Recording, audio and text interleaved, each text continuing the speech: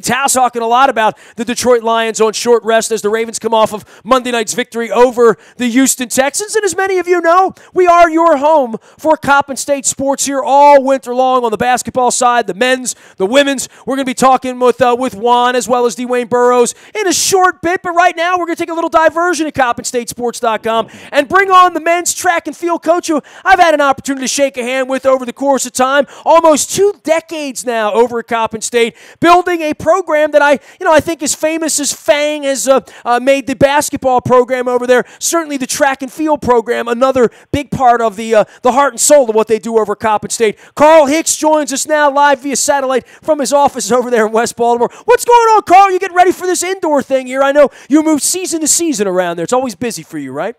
Very busy. Good morning, everyone. Yes, it's very busy. We just got finished completing our cross-country season. Now we're looking forward to going into to start this campaign of indoor season as we get ready on December 2nd as we compete at the Naval Academy.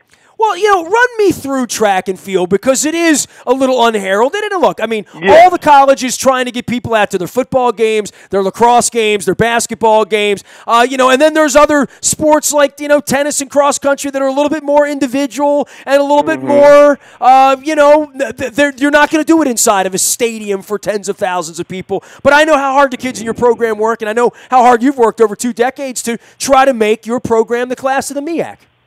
Thank you very much. Yes, well, track and field is interesting because a lot of times only people get a chance to really have interest in track and field during the Olympic time. Sure. However, track and field goes on all throughout the indoor season, throughout the outdoor season every year, and it remains very competitive across the country. Well, around the world, it does draw big crowds, right? I mean, around the world, it draws big crowds. Yeah, I think there's no doubt about it that we sort of lose sight of that and how good, I think, as a culture we've been with the Olympics, that we have tons of Olympic track and field champions here to, for young people to aspire to want to do that and get a scholarship at a place like Coppin, right? Yes, exactly. There's so much talent in track and field across the world.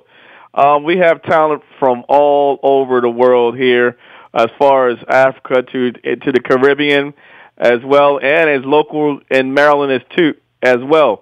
So what that's saying is so much talent in track and field. It's the third participated sport in NCAA sports. And for the women's side, it's the most participated sport as far as participation on the women's side in the NCAA. Well, it's cheap to have a track program, right? Like literally, I mean, that's part of it, right? Yes, it's great to have you got to have a track program, and those who don't, I don't understand why. Track and field it combines between cross country, indoor and outdoor, men and women. That's 6 sports that can also be combined in one, and we compete throughout the whole year. We're looking forward to traveling we compete against everyone.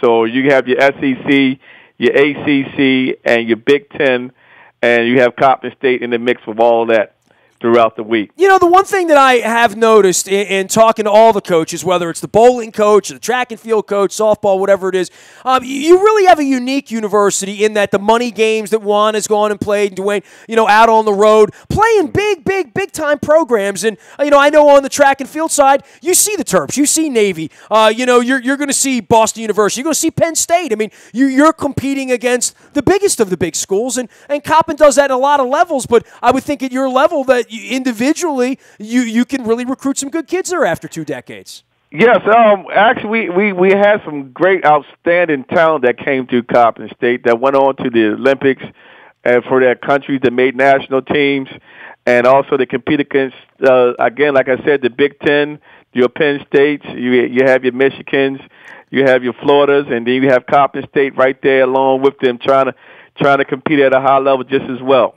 Nice local thing going on, too. Towson, Morgan, in the area here. I noticed a lot of that going on with the basketball programs throughout the area where you're playing locally, and I think that it trickles down to a place like track and field. You're always seeing the local teams when you're track and field, right? Oh, yes. We all travel. We also, the MEAC conference is a very competitive conference as far as Morgan State. Last year, I think we was ranked 8th amongst conferences in track and field as far as power rankings. So like again, we have talent at the Towson and in Maryland, and they get it from all over, and is looking forward to competing to them as at home as well as on the road.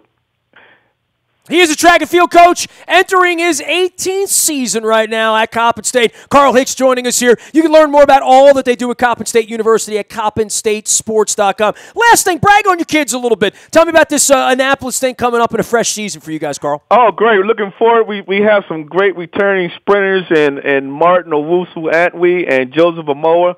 They were ranked in the top 20 in their event last year in the nation. So looking forward to them along with now a lot of new talent that came in, a lot of freshmen and a couple of transfers. So looking forward to see where we are. We've been training hard, and now they're hungry a little bit and they're itching to for that time to compete and see where they are. Well, you got your hands full figuring out who's on relays and who's going to be individual and getting your guys together there and your girls together as well. Good luck to you guys as the season goes along, all right? Thank you very much. You got it, Carl Hicks. 19 years now in the Coppin State program there. You can learn more at CoppinStateSports.com. Their schedule is also up there. They began at the Navy Invitational this weekend, then they're going to New York City, then down to College Park in January, Penn State, Florida. They get all over the place. CoppinStateSports.com.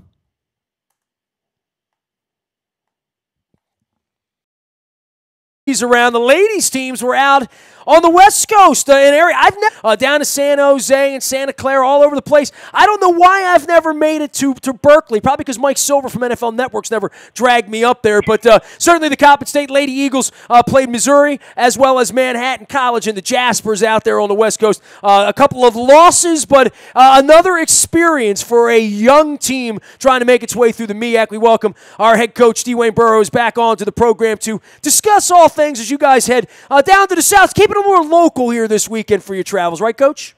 Yeah, just a little local. Not as much traveling, a little less traveling, but still got some tough games coming up. Well, look, I think anyone that would look at these schedules for you and for Juan on the men's and women's sides, you wind up taking on the Baylors, you wind up taking these road trips and taking on the Missouris and these Big 10, Big 12, and Pac-12 and all that sort of thing. Some thoughts about your girls going out there on the West Coast and playing a couple of tough games against some tough teams, but getting the experience. And I know it's a big part of your recruiting, too, to say, hey, we're going to go out to the West Coast and play some basketball, learn some things, but try to have a little bit of fun as well. Yeah, of course. You know, it was a great trip to California. We spent Thanksgiving out there. It's a lot of bonding time. You know, the people at Cal, they did a fantastic job putting on a tournament that they put on. And, you know, like you said, we played Cal and Manhattan, and it was two pretty good games, two really good games. And, again, these games are going to prepare us for our conference play. Well, and tell me how that works for you, and what do you like about the way your team's playing? Obviously, 1-6, not the record you want to be, but to our point, you go into some of these games being overmatched, and you want to see some sort of growth out of your ladies, right? You know, and that's interesting. That's because they're growing every day. And, excuse me, that's what I tell them. As long as we're growing every day and we're playing hard every night, I can't ask them to do much more than that. You know, they give me 110%. You know, we're getting better on our offensive sets. We're getting better on the defensive end of the floor. So, again, it's progression. Every night I see progression. I mean, we're going in a positive direction. Well, and I guess with the games coming up, you can say, well, the hardest part of the schedule's behind you, the long flights and all that. You still have a couple of trips you're going to make down to Tennessee, and obviously throughout the MEAC, you're going to have to get on some planes and some buses and whatnot. But the hardest part of that part is at least behind you, and I know you've had some tough luck with injuries as well early on. Oh, yeah, we had two of our key stars that are out, one for the year, and one should be back within the next couple of weeks. Yeah, you know, the schedule, the travel dies down a little, but the schedule's still pretty tough for December. And then, like you said, we're going to conference play, and I just think by conference play we should be ready. I think everyone in the area that follows women's basketball is aware of Genesis Lucas by now, right? They should be, that's for sure, because she's been doing a fantastic job again this year. For you guys with scouting out for these games here moving forward and into your own conference, does it get easier when you know the kids a little bit more and there's some familiarity from year to year as well? Yeah, it gets a little bit easier, but not much, because each year, one thing that I've noticed is that these kids are getting better and better each year. They're putting in time all year long to get better. Just like our kids here, they put in time all year long and after practice and, after class and all that good stuff. So these kids are getting better. So, yeah, the scouting is pretty much the same. but you still got to figure out, tweak it to the point to what's making these kids better. What she's doing better this year that she wasn't doing last year. Well, I know you got a bunch of games left here. ODU on Thursday and then Charlotte on Sunday. You can hear ladies Eagles basketball games here at WNST, including on Wednesday the 20th, where you have an afternoon game at home against Maryland, and Brenda's bringing her ladies up from the Big Ten up to play you guys in the local gym. This will be nice for you guys to get some home cooking, right? I mean, it's a couple of weeks away, but I know it's probably something you really got circled for you and your team after all these bus rides and hotels and flights and all that, right? Oh, yeah. Everyone's always, Maryland's the local favorite, and we always look forward to playing against Brenda and her team. They're going to be, of course, well coached. And like I said, we just got to match their intensity. And all the games we have coming up, my daughter goes to UNC Charlotte.